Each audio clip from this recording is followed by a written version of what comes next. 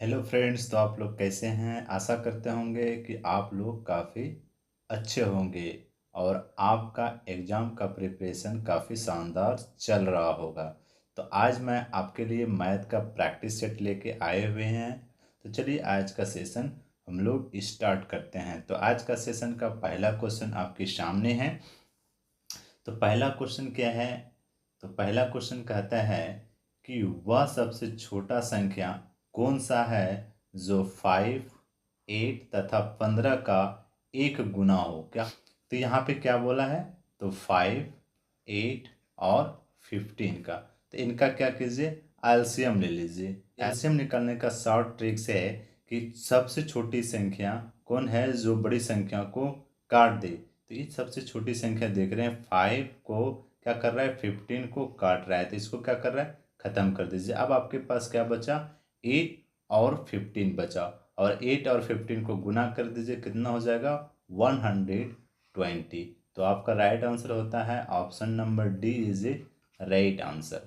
उम्मीद होगा कि ये क्वेश्चन आप बहुत बेहतर से समझ चुके होंगे। अगला क्वेश्चन आपके सामने है। कह रहा है किसी धन पर एक 11% की दर से 2 वर्ष का चक्रवृद्धि ब्याज रुपए कितना है, इतना ब्याज आता है, तो साधारण ब्याज कितना होगा।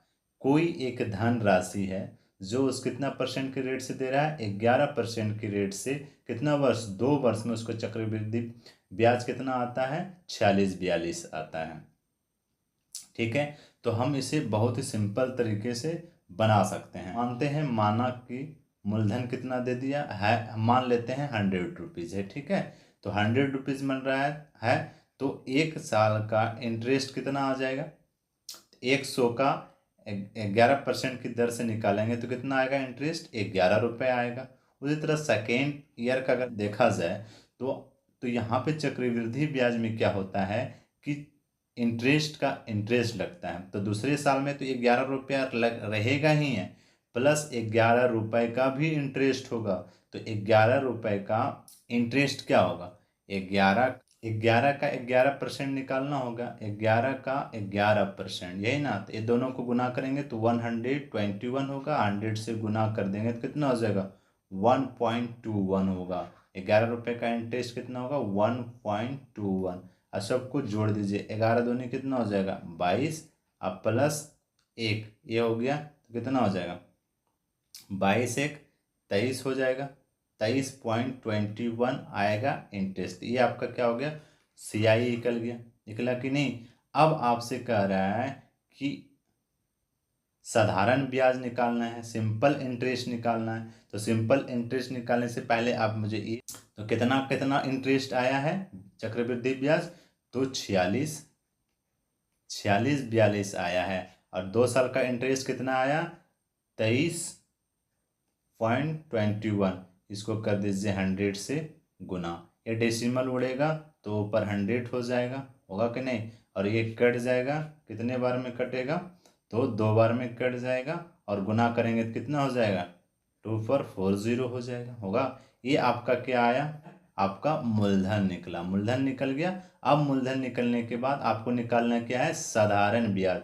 तो आपको सिंपल इंटरेस्ट निकालने के लिए आपको पता है क्या होता है, मूलधन गुना दर और गुना क्या होता है, समय होता है कि नहीं, अपॉन 100 होता है, बिल्कुल होता है।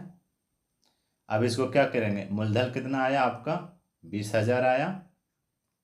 तो 20,000 गुना दर कितना है, तो आपका समय कितना है, दर कितना है, तो दर आपका 11% की रेट से है और समय कितना है, 2 वर्ष है। और 100 जीरो जीरो खत्म हो जाएगा। और सबको गुना करने के बाद कितना आ गया, 11 दूनी 2200 और 2 कितना हो गया, 22 दूनी 4400। तो आपका कितना हो जाएगा, 4400 हो जाएगा। तो आपका राइट आंसर होता है option number A is a right answer. उम्मीद होगा कि ये क्वेश्चन आप समझ चुके होंगे। अगला क्वेश्चन आपके सामने है। करे एक बेग का रुपए कितना है, तो 346 है, जिसमें रुपया क्या है, 1 रुपया का सिक्का है, 50 पैसे का और 25 पैसे का सिक्के का अनुपात कितना है, 5:8:12 है। तो 50 पैसे की संख्या ज्ञात करना है।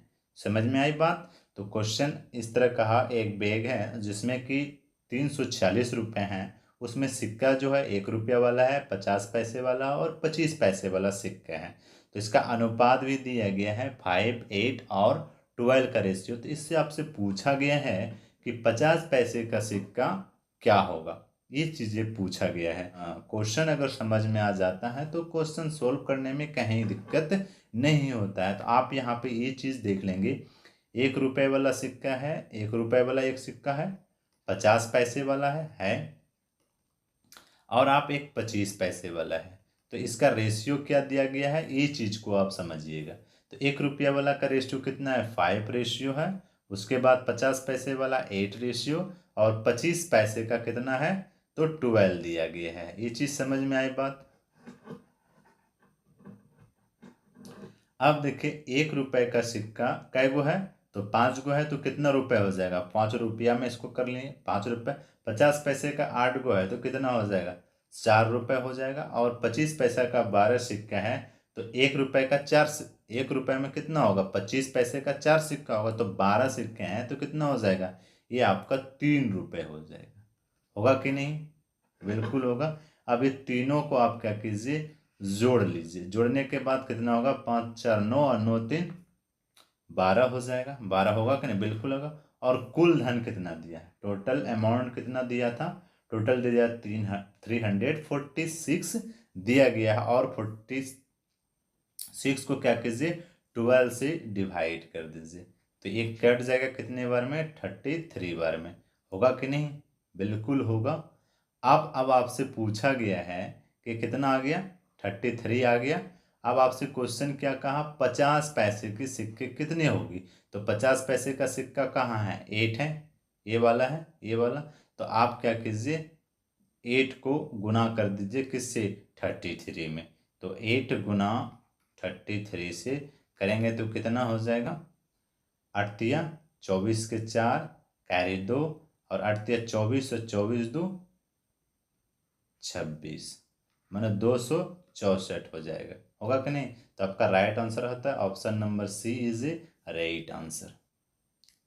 अगला क्वेश्चन आपके सामने है, करा ए किसी कार्य को कितने दिन में करता है, 18 दिनों में। बी किसी कार्य को 24 दिनों में, सी 36 दिनों में समाप्त कर सकते हैं।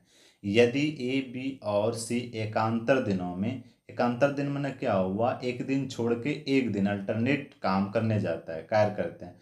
तो कार्य करते हैं तो कार्य कितने दिनों में समाप्त हो सकता जाएगा, ये चीज़ को देखना है।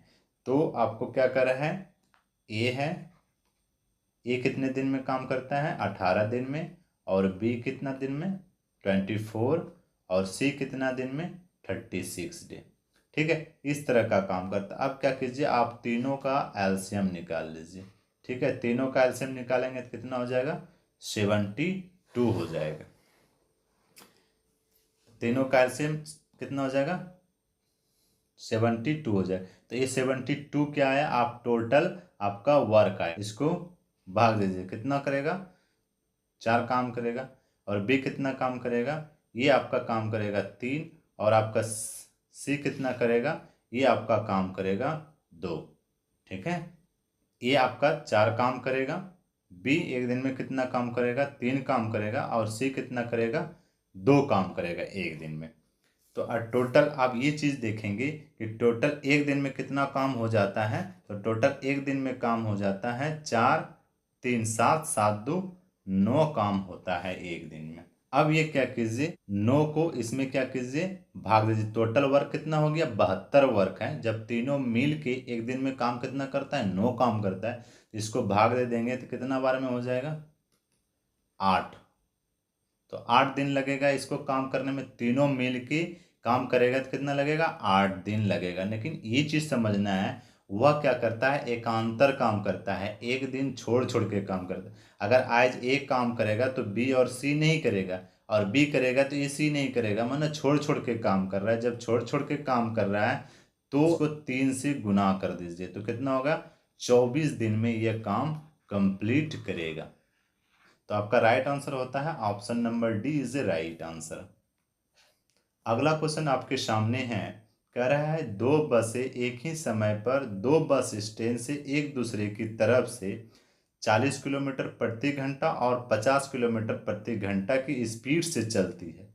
जब वह मिलती है, एक बस दूसरी बस से 160 किलोमीटर अधिक चल चुकी है, तो दोनों बस स्टैंड के बीच की दूरी क्या होगा।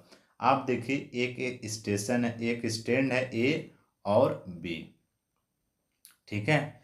तो आप ये चीज़ देखेंगे कि जब यहाँ ए स्टैंड से बस जाती है तो यह तय करती है 40 किलोमीटर पर घंटा की स्पीड से है, और जब बी इधर से जो दूसरा स्टैंड से आती है तो ये 50 किलोमीटर पर घंटा की चाल से चलती है, ठीक है। और एक समय तो दोनों की स्पीड से कितनी है, तो आप ये चीज़ देखेंगे तो कितना है, तो 10 किलोमीटर ये अधिक चलती है पर घंटा, इसकी स्पीड ज़्यादा है। कितना घंटा ज़्यादा चलता है, तो 10 किलोमीटर पर घंटा की स्पीड से इसकी ज़्यादा है। लेकिन यहाँ पे दूसरी बस कितना जा रहा है, 160 किलोमीटर अधिक चलती है, तो 10 है था 10, तो इसका समय यहाँ से निकाल लेंगे तो टी इक्वल टू कितना हो जाएगा, 160 बटे 10 कर दीजिए। 10 किलोमीटर पर घंटा अधिक चलती है, 10 से भाग दे देंगे तो 0 0 खत्म हो जाएगा। तो मतलब समय कितना लगा, 16 घंटे में वो चलती आई। कितना देर में, 16 घंटे में आई। अब यहाँ पे करेंगे क्या, 50 किलोमीटर चल रहा था, अगर स्पीड से जा रहा होगा तो ये 16 घंटा बस चली। कितने घंटा बस चली, 16 घंटा के चली, तो 16 गुना हो जाएगा, तो 50 और 16 गुना करेंगे तो कितना हो जाएगा, 800 किलोमीटर ये चलेगी ये वाला बस। और इसे भी अगर हम करेंगे तो 16 गुना 16 करेंगे तो कितना हो जाएगा, 640 किलोमीटर पर घंटा चलता है, ठीक है। तो ये कितना चला, 640 किलोमीटर चला, और ये कितना चला, 840 किलोमीटर चला चला। तो आपसे बोल रहा है दोनों बस स्टैंड के बीच की दूरी क्या है, यहाँ की जो यहाँ से यहाँ तक जो आई, यहाँ से यहाँ तक इस बस का बीच की दूरी कितना होगा। तो ये दूरी और ये दूरी को जोड़ देंगे तो कितना हो जाएगा, ये दोनों को जोड़ दीजिए तो कितना हो जाएगा, 640 और प्लस 800, तो कितना हो जाएगा, 1440 हो जाएगा, ठीक है। किलोमीटर टोटल डिस्टेंस कितना है, 1440 किलोमीटर है। तो राइट आंसर होता है option number D is a right answer. उम्मीद होगा कि ये क्वेश्चन आप बहुत बेहतर से समझ चुके होंगे। अगला क्वेश्चन आपके सामने है, करे चीनी के दाम में 12% घटने पर एक व्यक्ति रुपए 840 में 3 किलो और चीनी अधिक खरीद सकते हैं। 840 में कितना अधिक खरीद सकते हैं, ठीक है। तो चीनी की नई कीमत प्रति किलो कितनी है, तो 840 रुपये में वह जो भी हो चीनी की प्राइस उतना खरीद सकता था, ठीक है। जो भी है, प्राइस का पता नहीं। और ये कितना घटने पर, अगर इसको इतना घटने 840 पे, और ये तो चीनी जो आएगा, जो पहले 840 में चीनी परचेज करता था, उसके बाद जितना अभी परचेज किया उसके बाद भी ये 3 किलो केजी और वह क्या कर रहा है, 840 रुपये में चीनी परचेज कर पाता है, ठीक है। तो यहाँ पे आप देखेंगे कितना घटा था, तो 12.5%। तो 12.5% को आप ये लिख सकते हैं 25/2% लिख सकते हैं ना। तो 25/2% को आप इसे लिख सकते हैं 1/8। तो कैसे, तो इस तरह के इसको तोड़ सकते हैं। 25 परसेंटेज हटेगा तो नीचे 100 हो जाएगा, तो 25 अपॉन कितना हो जाएगा, 200। एक 25 अट्ठे 200, तो 1/8 हो जाएगा। तो इसी तरह यहाँ पे किए हैं 1/8 हो जाएगा। ये चीज़ क्लियर हुई, आपको क्लियर होगी। तो ये चीज़ें थोड़ा सा देखना है। तो पहले क्या था, 840 रुपये था जिसमें कुछ चीनी वो परचेज करता था, बट अभी जब 12.5% घट गया, तो वह क्या 840 रुपये में पहले जितना चीनी खरीद के लाता था उससे 3 केजी अधिक खरीद पाता है, ठीक है। तो आप इसे इस तरह लिख सकते हैं 25/2। अब इसका प्रतिशत निकाल लिया जाए तो 1/8 हो जाएगा। 1/8 हुआ कि नहीं, तो आप यह कीजिए 840 का 1/8 निकाल लीजिए, तो कितना हो जाएगा, एक कट जाएगा तो कटेगा कितना हो जाएगा, 105 हो जाएगा। अब ये चीज़ देखेंगे कि 105 रुपीज़ में आप कितना चीनी खरीद पा रहा है, तो 3 केजी, ठीक है। तो 105 में 3 केजी चीनी खरीद पा रहा है, तो 1 केजी का दाम कितना हो जाएगा, कट जाएगा। देखिए तो कटेगा, ये कट जाएगा कितने बार में, तो 35 बार में कट जाएगा। कितने बार में कटेगा, 35 बार में कट जाएगा, तो मतलब 1 kg का उसका दाम कितना हो जाएगा, 35 रुपये हो जाएगा। नई कीमत कितना हो जाएगा, 35 रुपये। तो आप इसे इजी तरीके से ऐसे भी बना सकते हैं कि 3 kg का कितना 840 थी होना था, 840 रुपये में अधिक और खरीद पा रहा था, तो कितना रेट करने पर, तो 1/8 कर देते हैं, ठीक है, क्योंकि 12.5 का रेट निकालें तो 1/8, माना इतना घटने के बाद 3 kg चीनी अधिक खरीद पा रहा है। अब ये कट जाएगा कितने बार में, 105 बार में कटा। तो अब ये चीज़ देखेंगे, कटा कितना 3 kg कि कितना हुआ 105, ये कट जाएगा 35 बार में, तो आपका कितना आ गया 35 आ जाएगा। तो आपका राइट आंसर होता है option number B is a right answer. आप एग्जाम हॉल में इस तरह से बनाइएगा ताकि जल्दी सोल्व हो सके। ये आपको समझाने के लिए हम इसे लॉन्ग प्रोसेस में ले गए, ठीक है। उम्मीद होगा कि ये आपकी क्लियर हो गया होगा ये क्वेश्चन। अगला क्वेश्चन आपके सामने है, कह रहा है एक व्यापारी एक वस्तु को यदि 105 में बेचता है तो उसे 9% की हानि होती है। 30% लाभ कमाने के लिए वस्तु की किस मूल्य पर बेचना होगा, ये क्वेश्चन कहा गया है। तो आप ये चीज़ देखेंगे कि एक व्यापारी एक वस्तु को कितना में, यदि 105 रुपये में बेचता है तो उसे 9% की क्या होती है, हानि हो जाती है। तो ये चीज़ देखिएगा आप कि 105 रुपये में ये बेचता है तो 9% का हानि होता है, तो वो बेचा होगा कितना परसेंट में, तो अपने आप किसी भी वस्तु का प्राइस कितना 100% होता है, तो 100% में 9% हानि हो जाता है, तो बेचा कितना होगा 91% में बेचा होगा कि नहीं। तो 105, तो 105 बटे कितना कर दीजिए, तो 91 कर दीजिए, ठीक है। और ये क्या कीजिए 100 से गुना कर दीजिए, ठीक है। अब ये तो यहाँ से सॉल्व हो जाएगा। उसके बाद इसमें क्या बोला कि 30% और लाभ होने पर, 30% लाभ कमाने के लिए वस्तु की किस मूल्य पर बेचना होगा, तो यहीं पे आप क्या कर दीजिए गुना कर दीजिए, तो 30% लाभ होता है तो 130 का 130 बटे 100 कर दीजिए, 100 खत्म हो जाएगा, कटेगा कि नहीं, ये भी आपका कट जाएगा। 13×7 = 91 और 13×2 से हो जाएगा। और देखिए ये कट जाएगा 15×7 = 75 से, तो 15 गुना 10 हो जाएगा, तो कितना हो जाएगा 150 हो जाएगा, ठीक है।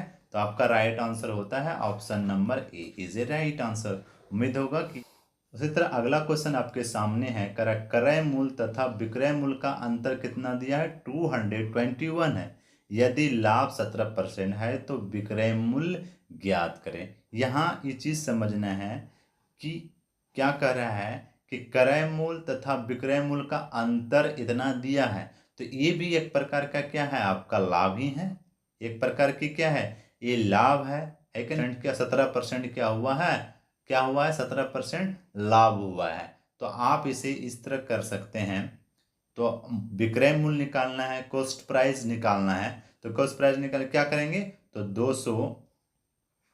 221 का क्या कीजिए, ये 221 में 17 से भाग दीजिए, क्योंकि ये भी आपका लाभ ही है, ये भी लाभ है। क्रय मूल्य तथा विक्रय मूल्य में अंतर इतना, कोई भी क्रय मूल्य का क्या प्राइस है ये तो पता नहीं, विक्रय मूल्य में क्या था, दोनों को जब अंतर किया तो इतना रुपया लाभ हुआ है, ठीक है। तो यहाँ पे क्या कीजिए 221/17 आप गुना कर दीजिए 100 से, ठीक है। अब ये कट जाएगा, कितना बार में कटेगा, तो 13 बार में कट जाएगा। तो यहाँ पे कितना हो जाएगा, 13 × 100 करेंगे तो 1300 हो जाएगा, होगा कि नहीं। और ये भी आपका लाभ हुआ है, कितना का लाभ हुआ है 221, तो 1300 प्लस 221 का इसमें जोड़ दीजिए तो कितना हो जाएगा 1521 हो जाएगा। राइट आंसर होता है option number B is a right answer. अगला क्वेश्चन आपके सामने है, 5800 की राशि पर 6% वार्षिक दर पर 4 वर्ष में कितना साधारण ब्याज होगा। तो सिंपल इंटरेस्ट निकालना है, तो सिंपल इंटरेस्ट निकालने के लिए क्या होता है PRT अपॉन कितना होता है 100। तो P क्या है मूलधन है, R क्या है रेट है, T क्या है समय है। तो P क्या मूलधन कितना दिया है, मूलधन कितना दिया है, तो 5800 गुना रेट कितना है 6 है और समय कितना है 4। अब बट्टे क्या हो जाएगा 100, 0 0 खत्म हो जाएगा, इसको गुना करेंगे तो कितना हो जाएगा 348 आएगा, और फिर इसको गुना करेंगे तो कितना हो जाएगा 348 इंटू 4 करने वाले हैं तो कितना हो जाएगा 1392 हो जाएगा। तो आपका राइट आंसर होता है option number B is a right answer. अगला क्वेश्चन आपके सामने है, यदि दो संख्याओं का योग कितना है 24 है और उनके बीच का भाग कितना है 7:5 है, तो दूसरी संख्या ज्ञात करना है। तो क्या दिया गया देखिए, तो 7 क्या दिया है 7:5 दिया गया है, और योग कितना दे दिया है, इसका योग दिया गया है 24 दे दिया गया है। अब ये दोनों को जोड़िए तो कितना होगा 7 5 कितना होगा 12 हो जाएगा। 7 5 कितना हुआ 12। ये 12 को क्या कीजिए इससे योग से डिवाइड कर दीजिए, कितना हो गया 20, 12 दूनी 24, तो कितना आया 2 आया। अब क्या कहा, तो दूसरी संख्या ज्ञात की, दूसरी संख्या क्या है 5 है, तो 5 का गुना कर दीजिए 2, कितना हो जाएगा 5 2 जा 10। तो आपका राइट आंसर होता है option number C is a right answer. उम्मीद होगा कि ये क्वेश्चन आप काफ़ी शानदार से समझ चुके होंगे। तो आज का सेशन मैं यहीं पे कंप्लीट करते हैं, मिलते हैं अगले वीडियो लेक्चर में बहुत जल्द। तो जय हिंद जय दोस्तों।